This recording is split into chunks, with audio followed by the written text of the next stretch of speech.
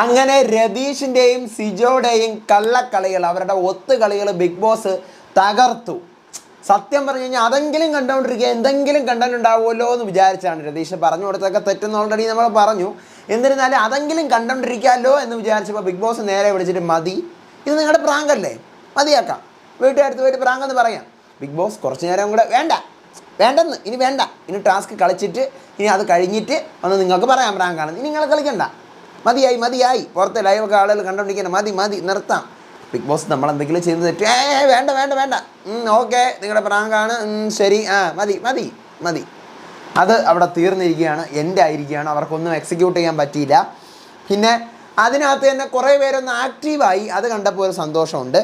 അങ്ങനെ ടാസ്ക് കഴിഞ്ഞിരിക്കുകയാണ്. Task 2 tunnel team ജയിച്ചിരിക്കുന്നു. നോറ, അഭിഷേക്, ഋഷി, റസ്മിൻ ഇവരുടെ ടീം ജയിച്ച് ഹൈ ലീഡിലേക്ക് പോയിരിക്കുകയാണ്. നാളെ ഒരു ടാസ്ക് വെച്ചതുകൊണ്ടും കാര്യം ഉണ്ടാവും എന്ന് എനിക്ക് തോന്നുന്നില്ല. കാരണം മാക്സിമം ഓഫ് ഹൈ പോയിൻറ്റ്സ് ഇനി 3 ടീമിന് കിട്ടിക്കഴിഞ്ഞാലും അവർ ഈ ടീമിൻ്റെ അത്രയും പോയിൻ്റ് ഇവർക്ക് കിട്ടത്തില്ല.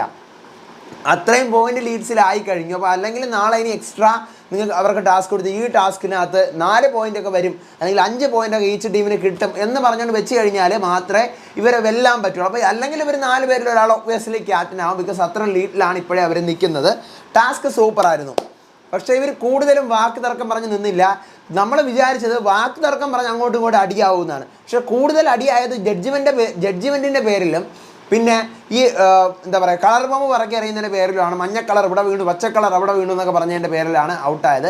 ഗെയിം ഈ ടാസ്ക് നടന്നതിൻ്റെ വിശേഷങ്ങളാണ് ഞാൻ പറഞ്ഞത്. ഇതിൻ്റെ ഇടയ്ക്ക് കുറേ സംഭവങ്ങളും ഉണ്ട്. അപ്പം റൗണ്ട് 1 നടക്കുന്നു. ആദ്യം തന്നെ 4 ടീമും നമ്മുടെ ഗാർഡൻ ഏരിയയിൽ മത്സരം തുടങ്ങുന്നു. അങ്ങോട്ടും ഇങ്ങോട്ടൊക്കെ എല്ലാവരും കാര്യം പോലെ പറയുവാണ്. നോറയെ നീ പെരിങ്കള്ളിയാണ്, അതോടൊപ്പം നീ കുത്തിത്തിരിപ്പാണ് എന്നെല്ലാം സിജോ പറയുന്നു. നിങ്ങൾക്കെന്ത് വാല്യൂ ആണുള്ളത്, നിങ്ങൾ പുറത്ത് പോയി കാണിച്ചെല്ലാം നാട്ടുകാർ കാണുന്നുണ്ടെന്ന് പറയുന്നു. നന്ദനയും ജിൻഡോയും കൂടി, നന്ദന അങ്ങോട്ട് പറയുന്നു, ജിൻഡോ തിരിച്ച് പറയുന്നു. ഫസ്റ്റ് റൗണ്ടിൽ തന്നെ അടുത്ത് മറ്റേ വാറ മുഴങ്ങുമ്പോൾ അങ്ങോട്ടും ഇങ്ങോട്ട് എറിയാവുന്നു. കളർ ബോംബ് എറിയിൽ പവർ ടീം ഔട്ടാവുന്നു. പവർ ടീമിൻ്റെ നേരെ നമ്മുടെ ഡെൻ ടീം, ജിൻഡോയുടെ ടീം 4 എണ്ണം എറിയുന്നു എന്ന് പറയുന്നുണ്ട്. അപ്പം ഇതിനകത്ത് എറിഞ്ഞാൽ മാത്രം പോരെ, അതിനകത്ത് അവരുടെ ആ ഒരു ചാക്ക് കെട്ടിനകത്ത് വീഴണം. അപ്പം 3 എണ്ണം എങ്കിലും കുറഞ്ഞത് വീണിട്ടുണ്ടാവും എന്ന് പറയുന്നു. പക്ഷേ രതീഷ് അരിച്ച് പറക്കിയിട്ട് 2 എണ്ണം മാത്രമേ കാണുന്നുള്ളൂ. അപ്പോൾ ജിൻഡോ പറഞ്ഞു ഇല്ല, നമ്മൾ 4 എണ്ണം എറിഞ്ഞതാണ്, ഒന്നുപോലും മിസ്സായിട്ടില്ല, എല്ലാം അതിനകത്ത് വീണിട്ടുണ്ട്, 3 എണ്ണം എങ്കിലും കുറഞ്ഞത് വീണിക്കണം, എവിടെ എന്തുകൊണ്ട് കാണുന്നില്ല എന്ന് പറഞ്ഞിട്ട് അതെല്ലാം പ്രശ്നമാക്കി മാറ്റി അവസാനം അവർ തന്നെ ഔട്ടാക്കുന്നു. അതിനുശേഷമാണ് സിജോയുടെയും രതീഷിൻ്റെയും അങ്ങോട്ടും ഇങ്ങോട്ടും പറഞ്ഞിട്ടുള്ള വാക്ക് തർക്കം. അത് ഞാൻ എക്സ്പ്ലെയിൻ ചെയ്യുന്നില്ല, കാരണം ഈ പറഞ്ഞ പോലെ 2 പേരുടെ പ്ലാനിങ് ആയിരുന്നു, പ്രാങ്കായിരുന്നു. അവർ 2 പേരുടെ മനഃപൂർവ്വം വഴക്കുണ്ടാക്കുന്നു. സായി വരുന്നു, നിങ്ങൾ ഇരുന്ന്, ഞാൻ എൻ്റെ ദണ്ടും കൊണ്ട് വരികയാണ്, നിങ്ങൾ 2 പേരുടെ ഇരുന്ന് ചർച്ചയാവാം, ഇവിടെ നിന്നുകൊണ്ട് മുഖാമുഖമുള്ള അടിയും ഇടിയൊന്നും വേണ്ട എന്ന് പറഞ്ഞിട്ടുള്ള ഒരു സംഭവമാണ്. അതിനുശേഷം ബിഗ് ബോസ് കുറേ നേരം കഴിഞ്ഞവരെ കൺഫഷൻ റൂമിലോട്ട് വിളിക്കുന്നു. കൺഫഷൻ റൂമിൽ പോയി കെട്ടിപ്പിടി ഉമ്മപ്പ് എന്നിട്ട് പറയുന്നു മതി, പ്രാങ്കൊക്കെ മതി, ഇനി ടാസ്കിൻ്റെ സമയമായി, അടുത്ത റൗണ്ട് വരട്ടെ, അതെല്ലാം കഴിഞ്ഞിട്ട് നിങ്ങൾക്ക് നിങ്ങളുടെ പ്രാങ്കാണെന്ന് തുറന്ന് പറയാം. തീർന്നു. അവരുടെ ആ സംഭവത്തിന് എൻ്റെ ഇടുവാണ്. പിന്നീട് റൗണ്ട് 2 വരുന്നു. അങ്ങോട്ടും ഇങ്ങോട്ടും വീണ്ടും വാക്ക് തർക്കം തന്നെയാണ്. ബോംബ് ഡെന്നിൽ MG ആണ്, ബോംബില്ല, ഡെന്നിന് ബോംബില്ല. ടണലിന് 4 ബോംബ്, നെസ്റ്റിന് 4 ബോംബ്. അങ്ങനെ ഈച്ച് ടീം, ഓരോ ടീംസിനും 10 ബോംബ് വെച്ച് ബിഗ് ബോസ് കൊടുക്കുകയാണ്. 10 ബോംബ് വെച്ച് ബിഗ് ബോസ് കൊടുക്കുന്നു.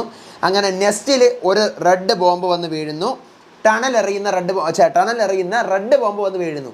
അപ്പോൾ എങ്ങനെ ഇത് വീണു എന്നുള്ളവരുടെ ലെവലിൽ കുറേ അതിൻ്റെ പേരിൽ അടിയാവുന്നു. ആ റൗണ്ടിൽ അങ്ങനെ നെക്സ്റ്റ് ടീമാണ് ഔട്ടാവുന്നത് റൗണ്ട് 2-ൽ. അടുത്ത റൗണ്ട് 3 നടക്കുന്നു. ഇതിൻ്റെ ഇടയിൽ കുറേ സംഭവങ്ങളുണ്ട്. ഓരോ റൗണ്ട് കഴിഞ്ഞിട്ട് അവർക്ക് റെസ്റ്റ് ടൈം കൊടുക്കുന്നുണ്ട്, ഫുഡ് കഴിക്കാൻ ടൈം എടുക്കുന്നുണ്ട്. ഡെന്നിന് 5 എണ്ണവും ടണലിന് 2 എണ്ണവും.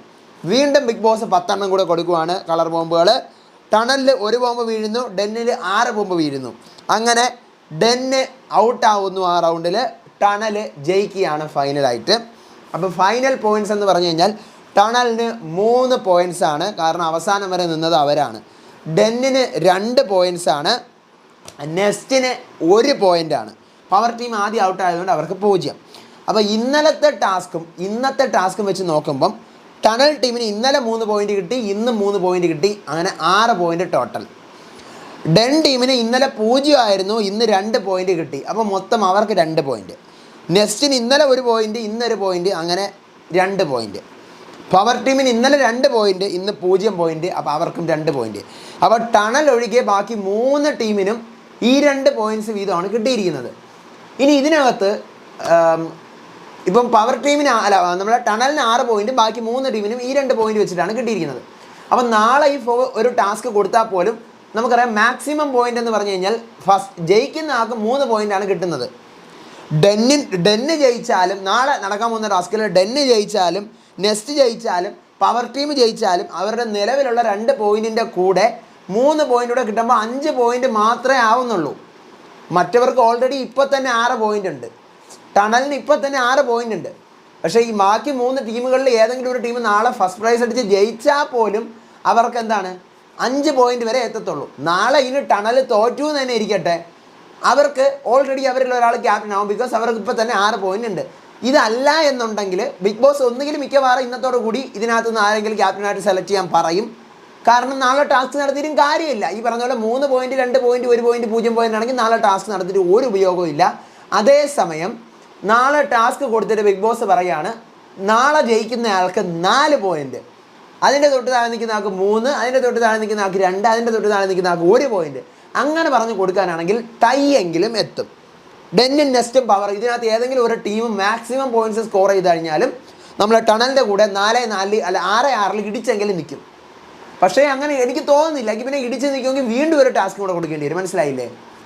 അതേസമയം ടണൽ നാളെ 1 പോയിൻ്റെങ്കിലും സ്കോർ ചെയ്യുകയാണെന്നുണ്ടെങ്കിൽ ഇടിച്ച് നിന്ന് കഴിഞ്ഞാൽ അവർക്ക് ജയിക്കാം.